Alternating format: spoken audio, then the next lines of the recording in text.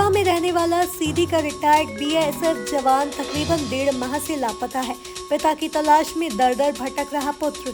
जानकारी के अनुसार पुलिस की ओर से मामले में कोई दिलचस्पी नहीं दिख रही है, जिसे थक हार कर पुत्र एडीजी कार्यालय पहुंचा और पिता को तलाशने की गुहार लगाई।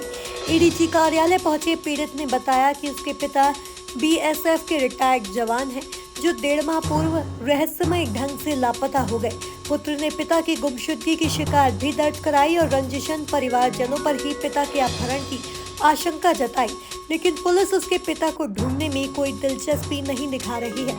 दरअसल पिता की तलाश में भटक रहे सिद्धार्थ शुक्ला मूलता निवासी सीधी रामपुर नेकिन व हाल मुकाम कृष्णा नगर थाना बिछिया रीवा ने जानकारी देते हुए बताया कि उसके पिता रावेंद्र रिटायर्ड होने के बाद रीवा में रहने लगे और रामपुर नेकिन स्थित पैतृक जमीन में खेती बाड़ी करते थे। पुत्र ने बताया उसके पिता का उनके भाई और भतीजे से जमीनी विवाद चल रहा था, जिनके द्वारा लगातार धमकियां दी जा रही थी। बताया गया कि जिस दिन पिता गांव गए हुए थे, उस दिन के बाद से वह वापस न तो रीवा लौटे और न ही उनका मोबाइल चालू हुआ। कई दिनों तक फोन बंद होने के कारण इंदौर में रहकर पढ़ाई कर रहे पुत्र ने अपने दोस्तों और सगे संबंधियों से पता लगाया, तो पिता को कोई पता नहीं चल सका। ऐसे में पुत्र इंदौर से सीधी पहुंचा और रामपुर नेकिन थाने में शिकायत दर्ज करा दी। रीवा से विष्णुकांत शर्मा की रिपोर्ट।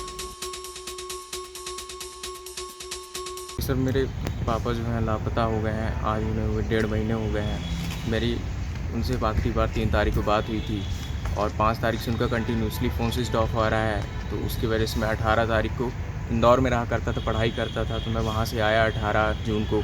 उसके बाद जाके मैंने रामपुर नेकिन में रिपोर्ट दर्ज कराई। आज 1 महीने होने को आ गए, आज तक ना कोई कार्रवाई हुई, ना कुछ सूचना, ना कुछ भी। मैंने हर एक जगह आवेदन दिया, सीधी एसपी में भी आवेदन दिया, रीवा एसपी में भी आवेदन दिया। क्या नाम है पिताजी का, क्या करते थे? श्री रावेंद्र प्रसाद शुक्ला, वो रिटायर्ड बीएसएफ जवान। किस दिनांक को गायब हुए हैं?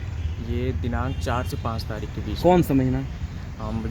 जून में गायब हुए हैं। इसकी शिकायत कहाँ की है? मैंने रामपुर नेकिन में शिकायत दर्ज की है और उसके अलावा आवेदन दिया था सीधी एसपी में, रीवा एसपी में।